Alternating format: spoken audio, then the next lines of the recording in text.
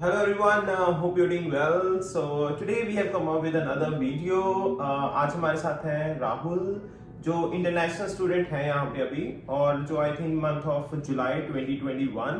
तो आज देखते हैं कि what kind of challenges he had to face after being here और यहाँ पे आके उन्होंने जॉब कैसे ढूंढी या कुछ हेल्थ इश्यूज आए तो कैसे उन्होंने मैनेज की वो सब चीजें, पेरेंट्स से दूर सब चीजें अपने फ्रेंड छोड़ के जब यहाँ पे हम आते हैं definitely we had to face some problems right.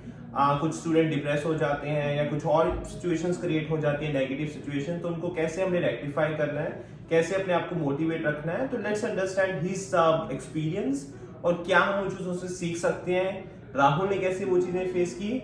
So let's start guys. तो हम डिस्कस करते हैं आप कब आए, कैसे आपने प्लान किया कनाडा के लिए. मैंने सुना है कि वीजा भी रिजेक्ट हुआ था initially. Yes, it was a great challenge for me. As you can see the video, मैंने बताया भी था लास्ट वीडियो कि हाँ मेरा कैसे वीज़ा रिजेक्ट हुआ और कैसे how I overcome with everything.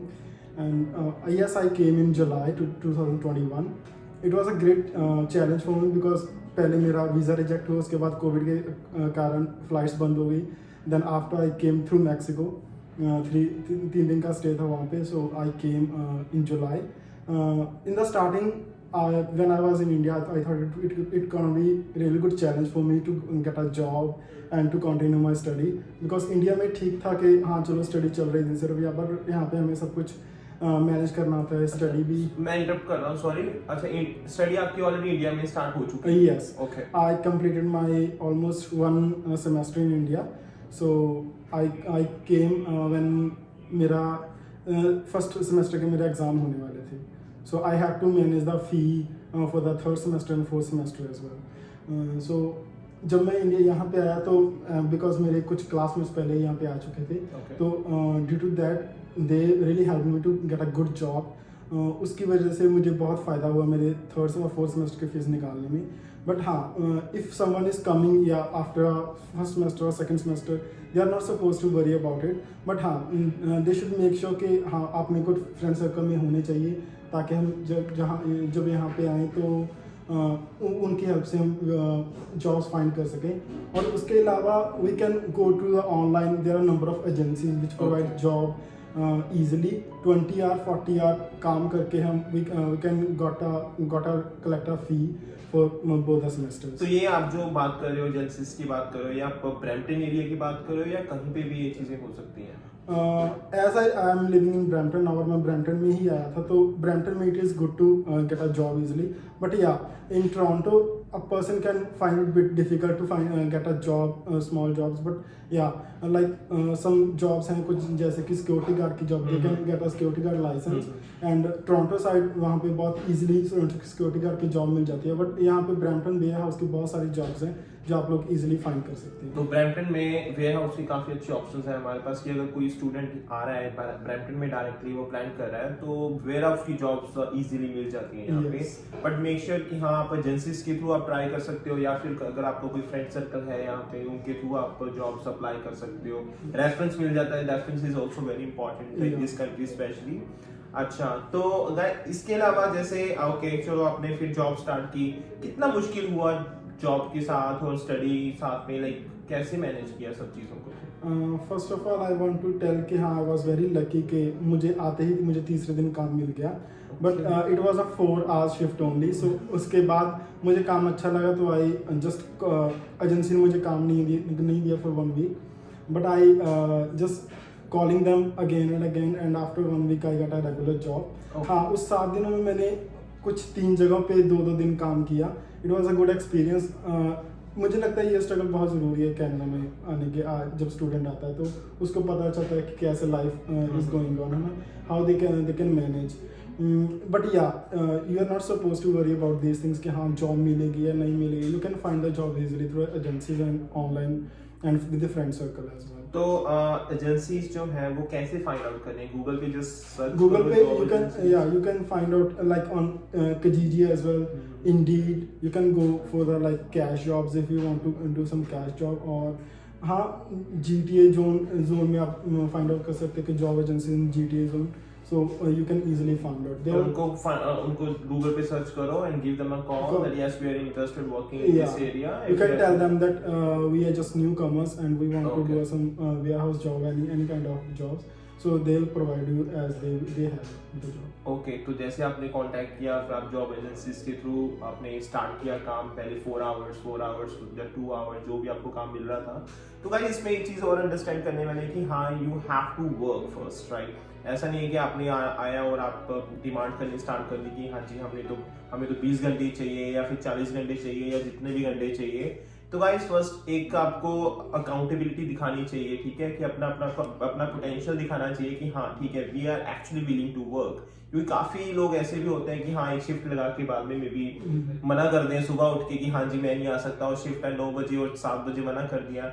तो गाइस ऐसी चीजें फिर वो काम नहीं देंगे, ठीक है ना। तो आपको you have to be responsible enough कि हाँ आपको ये चीजें समझ में आए और अकॉर्डिंगली फिर वो काम देना और ज्यादा स्टार्ट कर देते हैं, राइट। इसमें एक और चीज मैं बोलना चाहूंगा, समटाइम्स वी फाइंड कि हाँ मुझे कोई कंफर्टेबल जॉब मिले, but no, if we get a job, just collect that opportunity, go with that, and yeah, with time you can get a job with which you are comfortable. Okay तो आपके कहने का मतलब कि अगर कोई इस टाइम फॉर एग्जांपल अगर मैं इंडिया में हूँ फॉर एग्जांपल और मैंने अप्लाई किया हुआ है नॉर्दर्न कॉलेज में, मैंने अप्लाई किया हुआ है और मेरा एक सेमेस्टर इंडिया में ही कंप्लीट हो गया और मुझे लगेगा हाँ जी मैं वहाँ जाके जॉब कैसे ढूंढूंगा या फिर मैं फी कैसे अपनी डिपॉजिट करूंगा। तो उसके लिए ये है कि आप आओ यहाँ पे, इतना कुछ बड़ी करने की जरूरत नहीं है। वेयर हाउस की जॉब्स काफी अवेलेबल है स्पेशली ब्रैम्पटन में, और या फिर आप सिक्योरिटी का लाइसेंस ले सकते हो उस हिसाब से, आप रेस्टोरेंट वगैरह में भी अप्लाई कर सकते हो। मतलब जॉब्स है यहाँ पे बहुत जॉब्स है ब्रैम्पटन एरिया में। जो बंदा आ रहा है उसको जॉब के बारे में कोई वरी नहीं करनी चाहिए,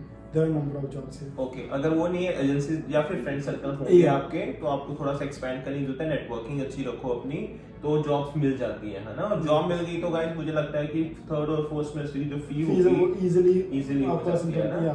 एंड अनदर थिंग, जब कोई भी नया स्टूडेंट आता है तो उसको लगता है कि हाँ they are supposed to have a car, but trust me guys, don't go for that so soon. ये जब भी आपकी फ़ी कंप्लीट हो जाती है तो आपके बजट के अकॉर्डिंग आप कार ले सकते हो। जैसे अभी मुझे ऑलमोस्ट 8 मंथ हो चुके हैं, अभी मैंने just 3 weeks before I got a car, and वो अपने बजट के अकॉर्डिंग आप ले सकते हो। 2000-3000 में कोई अच्छी चलती गाड़ी मिल जाती है जिसमें आप काम वगैरह पे जा सकते हो।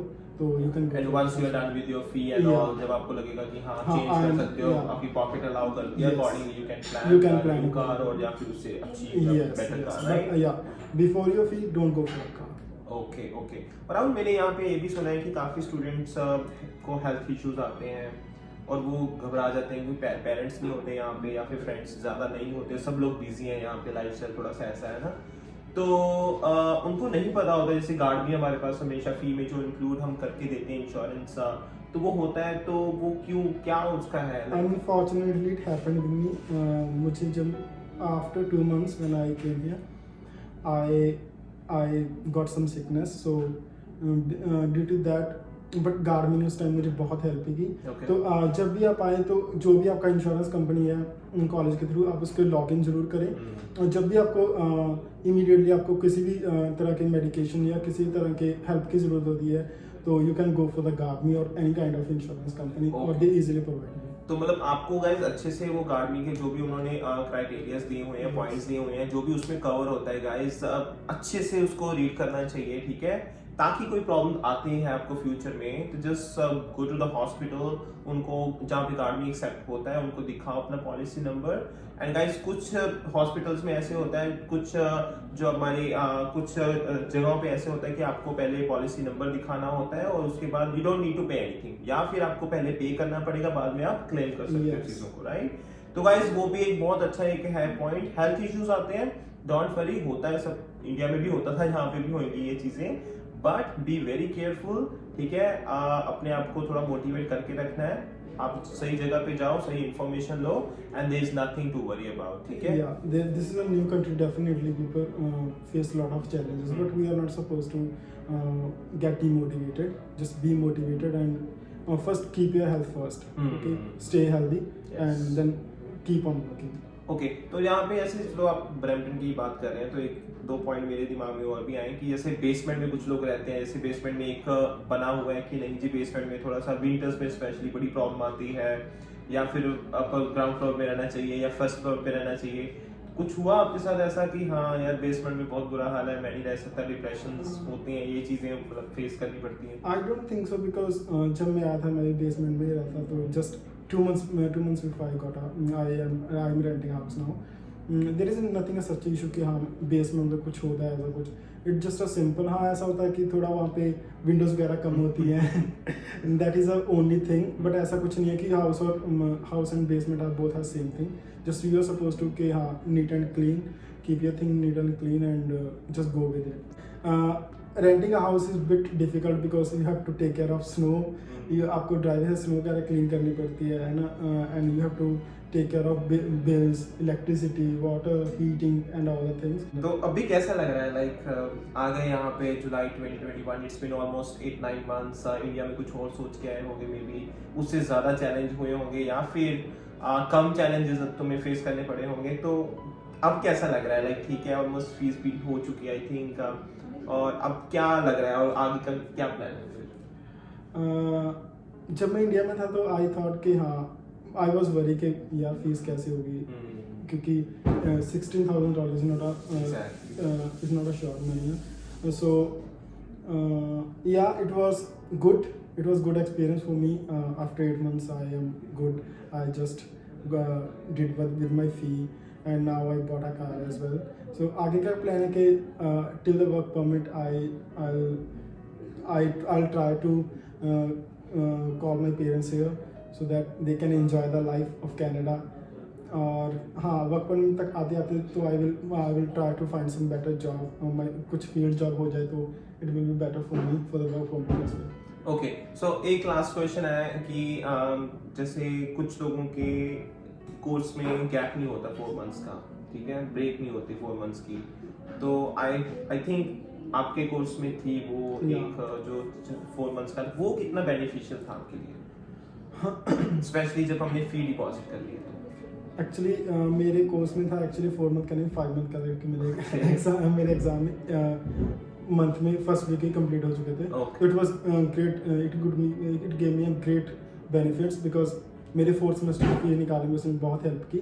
हाँ बट अगर बंदा आ रहा है कि स्टार्टिंग में ही आ रहा है स्टडी के, तो उसको 4th सेमेस्टर की फीस निकालने में कोई इतनी ज़्यादा, बिकॉज मेरे फ्रेंड्स हैं जो मेरे साथ रहते हैं, they did it easily, they do not have any kind of gap, so they did with the fee as well. उसने दोनों सेमेस्टर की फी पहले 3-4 मंथ में हो गई इसके, तो it is not such a big deal.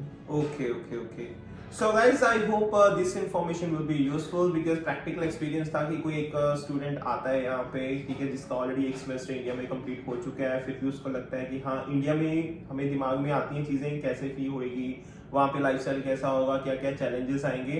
तो guys this is the perfect example कि हाँ एक स्टूडेंट आया यहाँ पे, उसने कैसी चीज़ें मैनेज की, क्या क्या चैलेंजेस फेस किए, हेल्थ इश्यूज आए, फाइनेंशियल प्लानिंग कैसे करनी है चीज़ों को, लाइक काफ़ी चीज़ें कंबाइन हो जाती हैं एक दूसरे के साथ, राइट। तो गाइस वरी करने की जरूरत नहीं है, अपना ध्यान रखो, अवेयरनेस रखो हर चीज के लिए, and yes keep all your dreams come true, dream high dream big, और सब चीजें यहाँ पे पूरी होंगी। नेटवर्किंग अच्छी रखो अपनी, दैट्स वेरी इंपॉर्टेंट, राइट। और अच्छे से रहो, पोलाइट रहो, जरा एटीट्यूड दिखाने की जरूरत नहीं है, ठीक है, अपना आराम से रहो। And Rahul, anything else you want to share before we end? Just I have given all the suggestions. Yeah, just go manage about all your finances. ज़्यादा खर्चा मत करो कपड़े वगैरह इंडिया से पहले ही लेके आओ।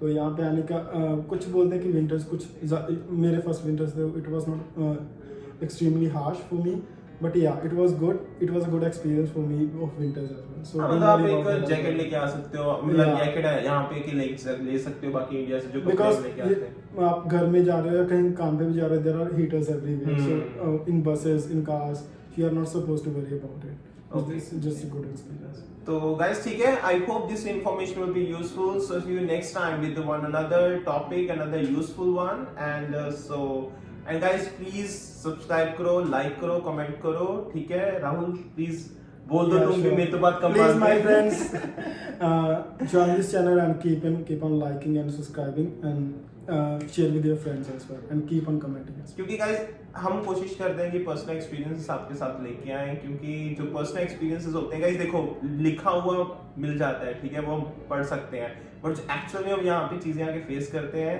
आपके साथ शेयर करते हैं, I think that is more beneficial, right? So I hope guys this information will be useful. So see you next time with one other topic, another interesting one. And so till then, stay safe, stay calm, and enjoy your weekend. Okay, take care, guys. Bye bye. Thank you.